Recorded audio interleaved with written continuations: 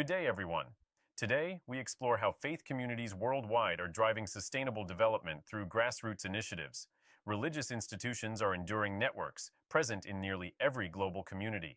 Their unique ability to bridge spiritual values with practical action creates development approaches that address not only material needs, but also the deeper human dimensions of meaning, purpose, and hope. In this module, we'll comprehensively explore faith-based development. We'll see how religious communities leverage their unique resources, spiritual authority, trusted networks, and ethical frameworks to tackle poverty, improve food security, and restore ecosystems. Our learning will focus on real-world case studies from diverse traditions like Christianity, Islam, Judaism, Buddhism, Hinduism, Sikhism, and indigenous practices. By the end, you'll design your own faith-based initiative for a specific community.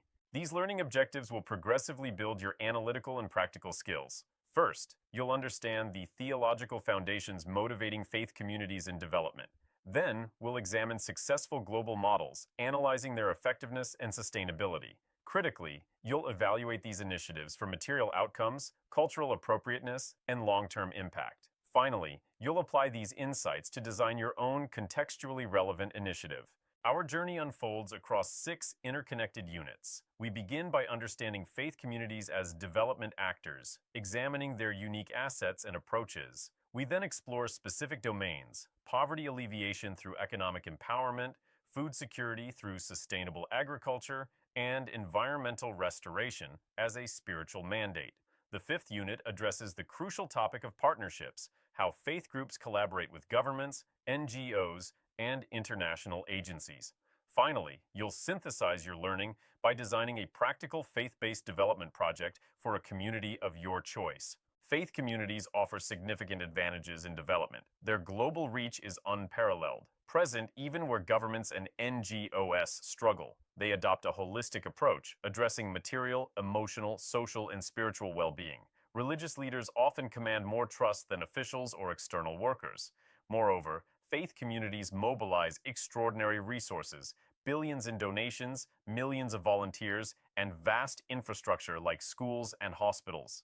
Now let's dive into our first unit, faith communities as agents of sustainable development. Here, we'll establish the theoretical framework for understanding how religious institutions act as development actors. We'll explore their unique role, the theological motivations driving their engagement, and their distinctive approaches to community transformation. Faith communities hold a unique place in development, driven by 4 key strengths. First, their permanent presence. Religious institutions often serve communities for generations, providing continuity where projects come and go, like the Rwandan church example. Second, they foster social capital, bridging divisions through initiatives like the Lebanese interfaith groups. Third, their physical infrastructure adapts, as seen when Haitian churches became disaster centers. Finally, faith provides powerful moral motivation, inspiring sustained efforts for justice, much like Brazil's liberation theology communities. As you can see, religious traditions offer profound theological foundations for development work. Christianity, for example, emphasizes serving the marginalized as service to God. Judaism highlights acts of loving kindness as a core pillar.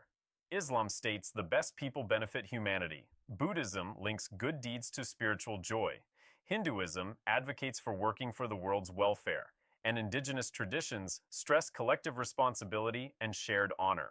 These teachings transform development into a spiritual practice, providing deep motivation and purpose.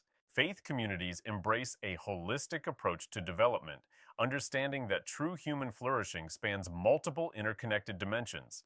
They focus on spiritual well-being, providing meaning, purpose, and hope, aspects often missed by secular efforts. Material needs are met through practical interventions in food, shelter, and water. They also strengthen social connections and build support networks. Increasingly, ecological health is vital for sustainable communities. This comprehensive view sets faith-based development apart, recognizing prosperity beyond just economic metrics. The Sarvodaya Shramadana movement in Sri Lanka showcases faith-based development. Founded in 1958 on Buddhist principles, it now reaches over 15,000 villages. It integrates spiritual awakening with practical efforts like microfinance, education, water systems, and farming. Crucially, Sarvodaya fosters peace between Tamil and Sinhalese communities. By using Shramadana, or shared labor, it mobilizes communities to identify and address their own needs.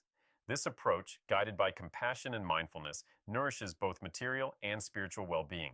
This reflective activity helps you connect theoretical concepts to your local context. Begin by identifying 3 to 5 religious institutions in your community that provide services beyond worship.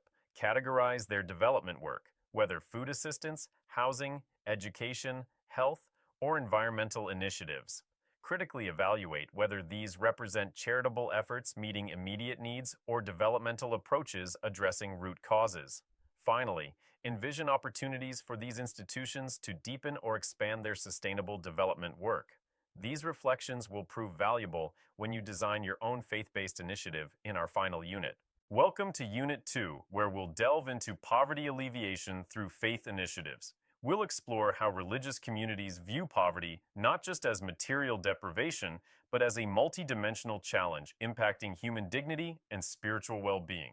We'll trace the evolution from charity to empowerment strategies, analyze successful models like faith-based microfinance, and discuss how religious values can guide sustainable poverty reduction. Religious traditions give us unique ways to understand and tackle poverty, going beyond just economic measures. Christianity emphasizes human dignity and our moral obligation to care for the poor. Islam structures wealth redistribution through zakat and tzedakah. Judaism sees tzedakah as justice, not just charity. Buddhism addresses both material poverty and the poverty of desire. These perspectives help us recognize poverty's relational, structural, and spiritual aspects, offering broader solutions than purely economic interventions. Faith-based poverty alleviation has evolved through 4 distinct stages. We begin with immediate relief, addressing urgent needs like food and shelter. Then comes rehabilitation, tackling specific challenges such as addiction recovery and trauma healing. Next, development builds skills and capacity through vocational training and education. Finally, structural change addresses root causes through advocacy and community organizing. Modern faith-based approaches increasingly emphasize empowerment and systemic change over perpetual charity. Faith-based microfinance demonstrates how religious principles reshape financial services. Islamic microfinance provides interest-free loans, like Finca Afghanistan, serving over 15,000 clients. Catholic parish credit unions, such as Mexico's CPSSS network, assist rural communities through 280 institutions.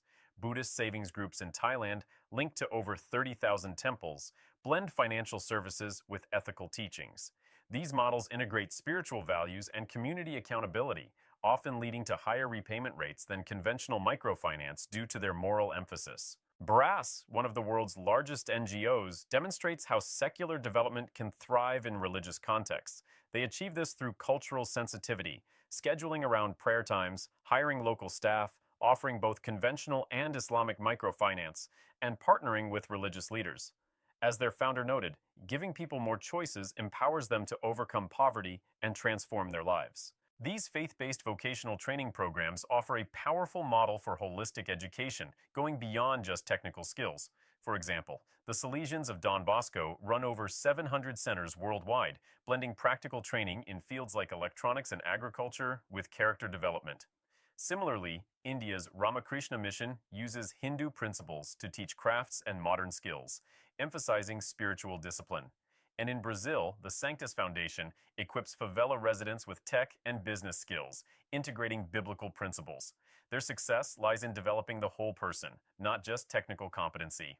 Today, we're going to explore the difference between charitable and developmental approaches to poverty. We have 2 cases for discussion. First, a church food pantry, which highlights immediate relief efforts. Consider its benefits, its long-term impact, and how it could evolve. Second, a mosque's microenterprise program illustrating a development-focused strategy. Think about its potential for empowerment, challenges, and its connection to Islamic teachings. Reflect on when each approach is most valuable. In Unit 3, we'll dive into food security and faith-based agriculture. We'll examine how religious teachings on food, land, and stewardship inspire practical initiatives to address hunger and promote sustainable agriculture. Our discussion will cover how faith communities innovate in food production, distribution, and waste reduction, all guided by principles viewing food as a sacred gift and land as a divine trust. Religious traditions offer profound foundations for food security and agricultural stewardship. Sacred texts, like Psalm 24:1, declare the earth belongs to the Lord, emphasizing divine ownership.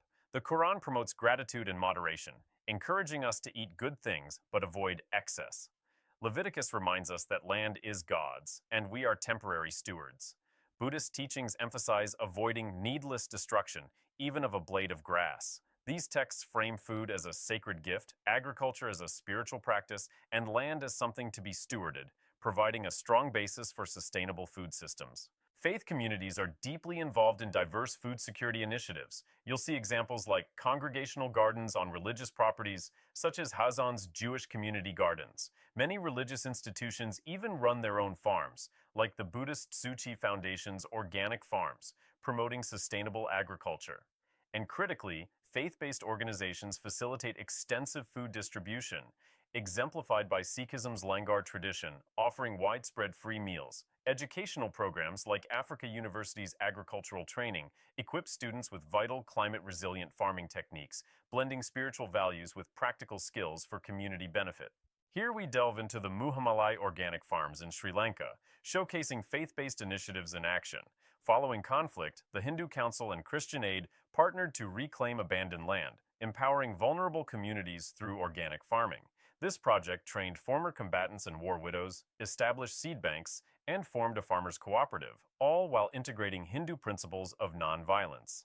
This powerful example demonstrates how faith values can drive agricultural projects, fostering food security, economic revival, ecological sustainability, and peace building within divided communities. Next, we turn to South Africa and the Church Land Program. This initiative repurposes unused church land for food production and community benefit. It addresses food security and historical injustices from post-apartheid land ownership. This showcases how religious institutions can leverage their assets and ethical frameworks for economic recovery and social reconciliation.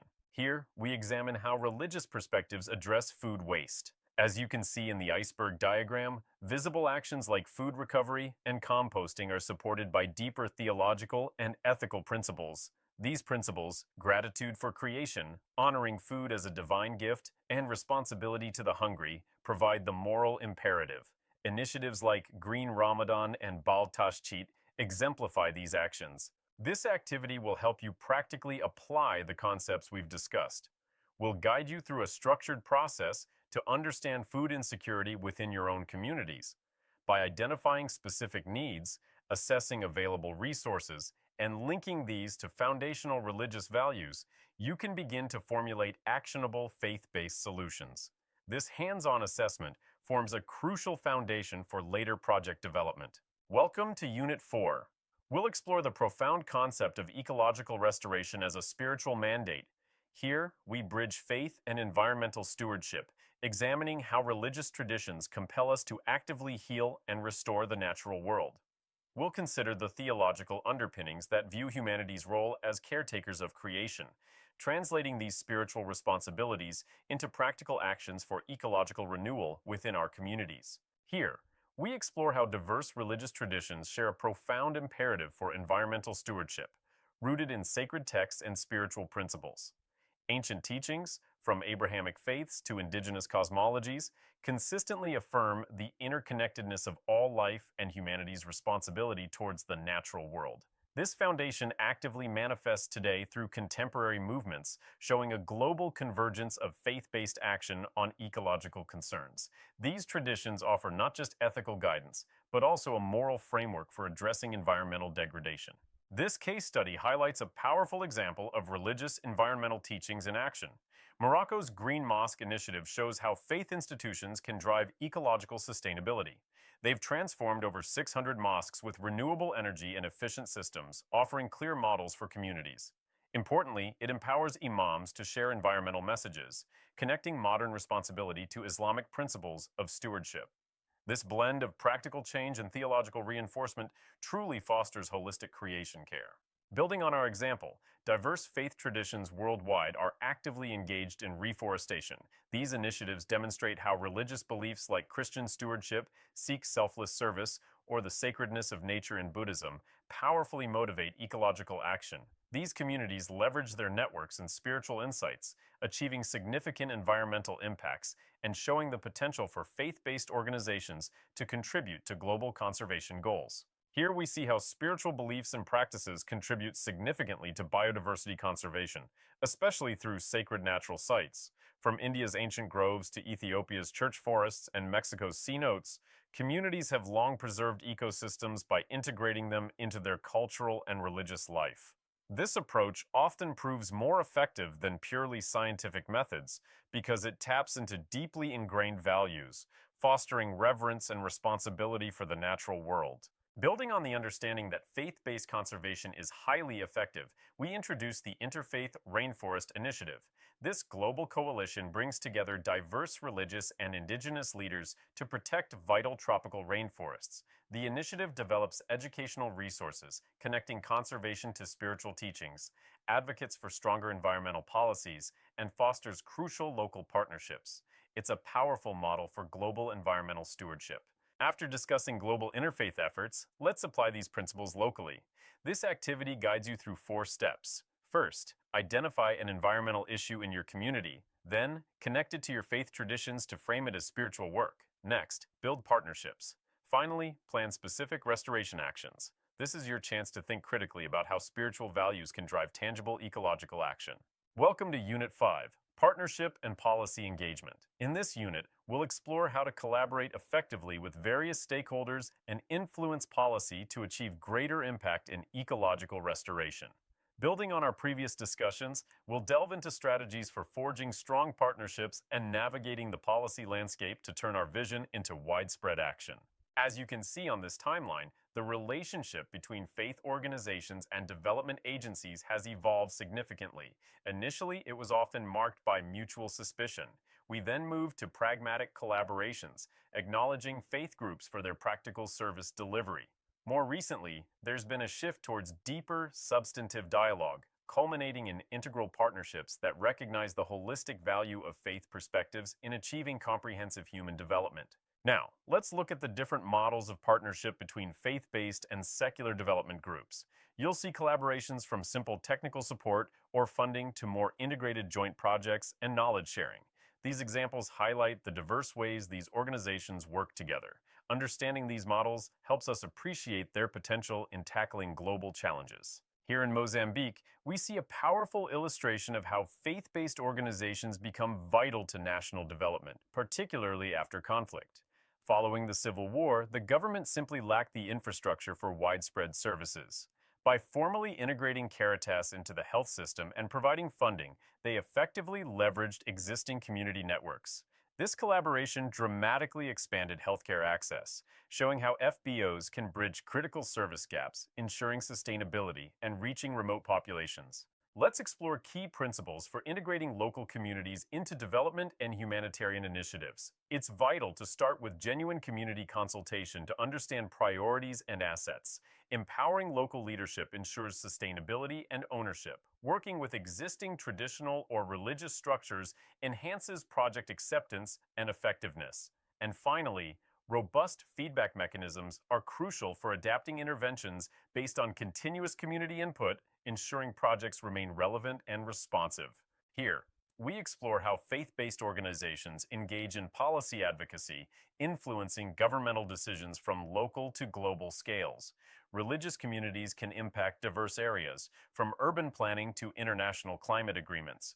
The Jubilee 2000 debt campaign serves as a powerful example of how an interfaith movement successfully used moral arguments and broad mobilization to achieve significant policy change by advocating for the cancellation of developing country debt. Here, you'll apply the concepts we've discussed by participating in a negotiation simulation. You'll explore the complexities of forging partnerships between faith-based organizations and secular development agencies. The challenge lies in balancing differing organizational priorities, from community trust and spiritual values to empirical evidence and measurable outcomes, to achieve effective community development. This will encourage critical thinking and collaborative problem solving. Welcome to Unit 6. We're transitioning from understanding partnerships to the practical application of designing community development projects rooted in faith. Here, We'll guide you through the key considerations and steps involved in conceptualizing, planning, and implementing initiatives that leverage the unique strengths of faith institutions. We'll explore how religious values and community trust integrate with effective development strategies to create sustainable, impactful change locally. Here, we see the project design framework, illustrating the logical progression from resources to ultimate change. At the base, inputs are your foundational resources: funding, personnel. These enable your activities, the actions you take. These actions produce outputs, your immediate deliverables. Moving up, outcomes are the measurable results in the community, leading to impact, the long-term societal changes we strive for. This hierarchy is crucial for effective planning. As we move from design to implementation, a critical first step is a participatory needs assessment. This means engaging directly with the community to truly understand their priorities and challenges. We'll look at key methods: community conversations for direct dialogue, participatory mapping to visualize local resources, seasonal calendars to track changes, and problem tree analysis to uncover root causes. These techniques ensure genuine local ownership and effective, unbiased interventions. Here, we're looking at how faith values can be woven into the core design of development projects.